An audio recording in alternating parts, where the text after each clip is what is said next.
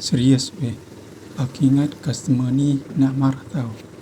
Sebab aku hantar lambat. Sekali dia bagi tip RM50. Petang tu hujan renyai, order masuk tapi jauh sikit. Aku fikir tak apalah, walaupun jauh kita cuba je. Sampai je rumah customer, time tu dah nak buka puasa. Aku call, aku dah sampai dekat rumah dia. Customer pun angkat.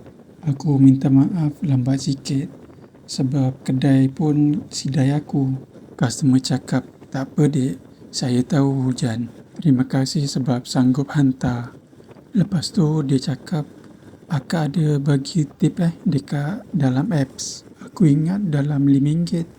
Tapi sekali aku tengok RM50. Rezeki tak pernah salah alamat. Kadang-kadang kalau rider lain off, kat situlah peluang kita. Korang pernah dapat tip paling banyak berapa? Komen kat bawah.